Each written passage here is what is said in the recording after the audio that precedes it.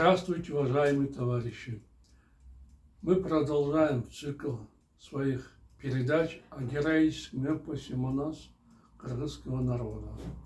В предыдущих передачах я вам рассказывал о том, что мною на основе варианта Сагынбаева-Рожбакова написан пятитомный роман в прозе на кыргызском языке. Затем я перевел его на русский язык, и оба этих варианта выставил для продажи на своем интернет-сайте epos-manas.com. Кто хочет, тот может приобрести там эти книги. Кроме этого, чтобы популяризировать эпос Манас дальше, я сейчас сопровождаю свои видеоролики на YouTube субтитрами на 112 языках мира. Ну а теперь, с вашего позволения, я продолжу чтение своего романа. Подскочив к кыргызу, Кубан замахнулся палицей и ударил ею по голове Манаса.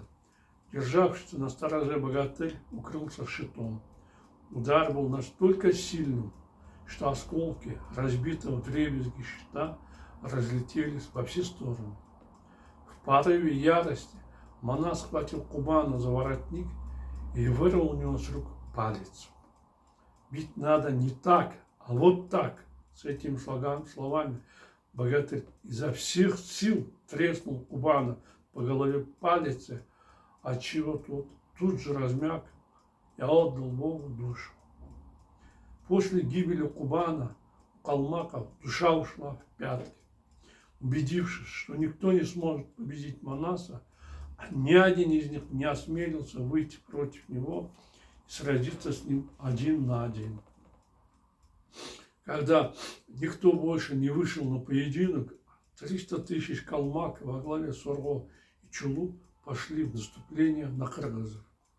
Тогда загремели пушки, затрещали барабаны, густая пыль поднялась до небес, засвистели стрелы, и стала литься кровь. Не желая проигрывать, обе армии насмерть стояли у основания своих флагов, рвали друг друга, как волки, и яростно сражались.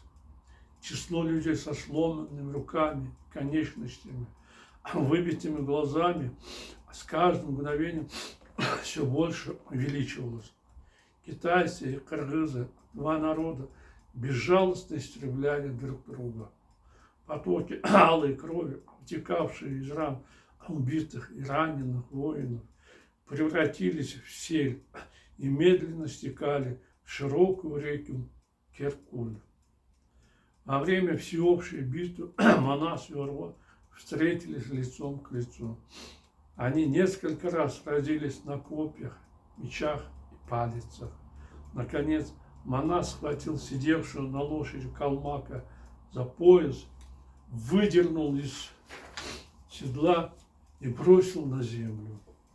При падении Орго ударился головой об камень и на месте скончался. Сын Иштека Джангырчы убил на поединке богатыря Кимена, Абакай хана Илебина. Вечером на закате калмаки, потерявшие своих предводителей, не в силах сопротивляться, хлынули в город хан-Орго, Магруб-Тал. Войдя в город, раненые стали перевязывать раны, а остальные до рассвета выгуливали своих лошадей, мыли окровавленную одежду, а затем в изнеможении заснули. На следующее утро калмакам стало ясно, что у них больше покалеченных, чем здоровых. И если они снова пойдут в бой, то будут полностью разбиты. Осознав эту истину вчера, некоторые умные воины еще ночью сбежали в город. Остальные калмаки, потеряв надежду на спасение, разошлись в разные стороны, стремясь уцелеть. После того, как армия разбежалась, у мирных жителей не осталось иного выбора, кроме как спасаться бегством в горы, в долу. В результате их дома остались заброшенными и бесхозными. Жена хана Орго Санамгуль, одетая в длинное красное платье, короткий красный жилет без рукавов, длинный красный халат с широкими рукавами, также поняла, что калмаки потерпели поражение. Отталкивая впереди себя двух своих детей руками, на которых красовались золотые кольца, украшенные драгоценными камнями, она в сопровождении визиря и Романа поспешно вскочила на заранее подготовленную лодку, стоявшую на реке, расположенной на окраине города. Но, увидев шум вокруг себя, тяжелое положение соотечественников, убегавших от врага, среднего роста, темноволосая, белолицая Санамгуль резко остановилась. «Что я делаю?» – в растерянности подумала она. «Куда я собираюсь идти, оставив на произвол судьбы соотечественника? Это верно, мой муж Орго погиб, но я, жена хана, мать народа, все еще жива. Как я могу сбежать и дальше ходить по земле с гордо поднятой головой, не попытавшись улучшить ситуацию, а спасти жизнь и имущество тысячи моих подданных? Как я могу после этого смотреть другим в лицо?» Взволнованная такими мыслями, Санамгуль отказалась от своего решения бежать. «Никуда я не пойду», – мрачно подумала она. «Куда мне мчаться, сломя голову? Хотя он враг, Манас не простолюдин, а хан. Только святой, а не обычный человек может сотрясать вселенную. Раз Бог дал такую долю, мне необходимо пойти к Манасу и постараться спасти свой народ». Санамгуль сообщила визирю, худощавому, скуластому, желтолицому казаху и Роману, что нет иного выхода, кроме как сдаться кыргызам. Посоветовавшись, они решили поехать к Манасу. Санамгуль приказала запрячь 10 лошадей с ханской конюшни, 5 китайских двухколесных экипажей. Взяв двух своих детей, и Романа, и его сына Каратая, она поздним вечером отправилась на берег реки Джергалан, где теплого источника отдыхал Манас. На рассвете, переполошив людей с двумя экипажами, нагруженными золотом, Санамгуль достигла расположения кыргызов. Она остановилась возле большой желтой палатки Манаса, установленной у реки в тени густого леса. Узнав, что богатырь отдыхает со своими друзьями внутри, Санамгуль не стала выходить из экипажа. Она взяла домбру Каратая и стала приветствовать богатыря. «Манас, моба из лошей!» – пропела Санамгуль. «Я давно ждала вас всех, потому что твоя слава разнеслась повсюду, и твое имя стало известно всем. Если ты не умрешь, то пригодишься вселенной, как соль, леопард Манас. Все века стали твоей добычей. Твоя армия разошлась, как потоп, и ни один враг не смог победить тебя. Уйгуров ты раздавил и завоевал, а хана Карахра Уронгу прогнал в Коканчин. В Гималае ты победил хана Каипа и женился на его дочери Карабыр. Убил Текеса Терсмае и заставил остальных подчиниться тебе. Ты разгромил Орго, захватил великий город Магурок. Разрушен его город, а жена и дети Орго пришли к тебе, чтобы спасти свои жизни. Эта баба хороший ахын-певец, удивился Бакай, сидевший рядом с Манасом. Впустите ее или нет, богатырь? Впустите, разрешил кровопийца. Санамгуль, спустившись из экипажа, вошла в палатку и отдала все свое богатство Манасу. «Богатырь, — сказала она, — я принесла тебе все, что имею. Если этого мало, и ты хочешь убить меня, я готова и к этому. Все, что я прошу, не трогай двух моих сыновей и оставь их в живых. Манас остался очень доволен словами Санамгуль. Слушай, уважаемая, ласково улыбнулся богатырь. Испокон веков так повелось, что кто-то один должен убить, а другому суждено умереть. Не огорчайся смерти хана Урва. Против судьбы не попрешь. Я заметил, что ты вроде хороший человек, тщательно подбираешь слова. Поэтому я дарю жизнь твоих детей и прощаю их грехи. Если хочешь, можешь взять их и отправиться домой. Большое спасибо, богатырь, радостно воскликнула Санамгуль. Я не забуду о твоей доброте до самой смерти и готова сделать все, что тебе нужно. От тебя пока не надо никакой услуги. У меня есть только одна просьба. Я весь внимание, богатырь, поклонилась Санамгуль. Мне понравился мальчик рядом с тобой. То, что он умен, стало видно всем. Если можно, оставьте этого ребенка. Пусть он с утра до вечера забавляет нас. Это Каратай, сын визиря Романа. Если вам понравился наш мальчик, вы согласны отдать его? Санамгуль и Роман, отдав Каратая, одного из будущих 40 богатырей, сына Романа, Ильчи, Манасу, вернулись домой. Они обрадовались, что без страданий и унижений спаслись от гнева кыргызов. После этого Манас с красным знаменем, оставшимся от Нугоя, и громким шумом отправился в город Орго. В нем не было ни души. Громадные дворцы с несметным богатством остались безлюдными, а огромные стада лошадей, коров и мелкого рогатого скота бесхозными.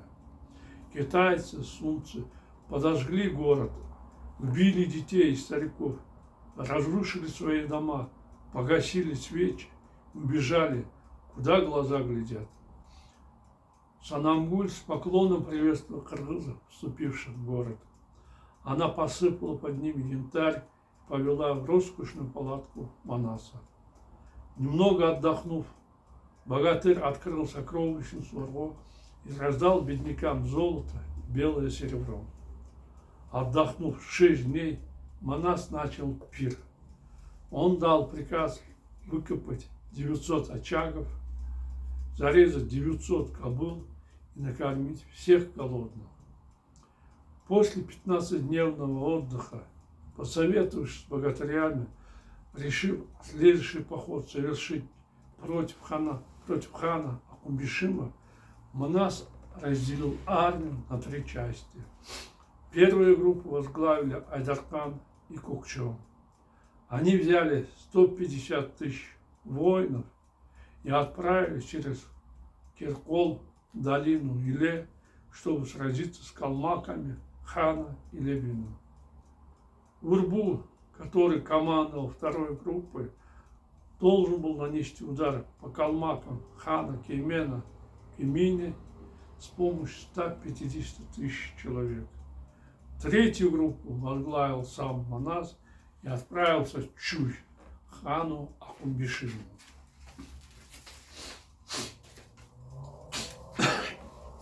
Глава 2.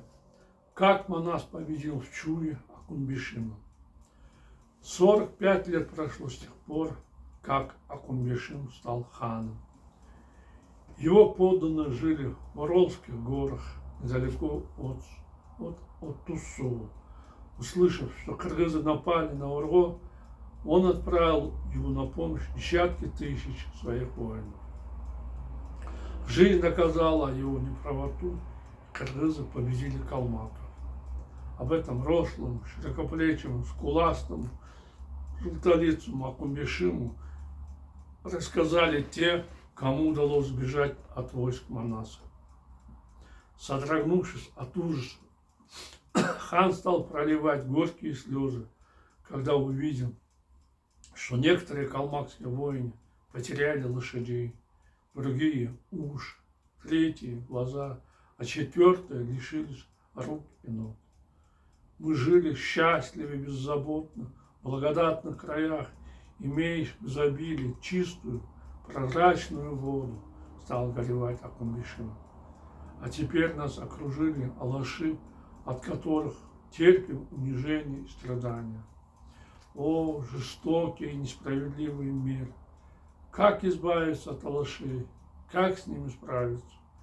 Если ты считаешь себя храбрецом, то другого считай львом.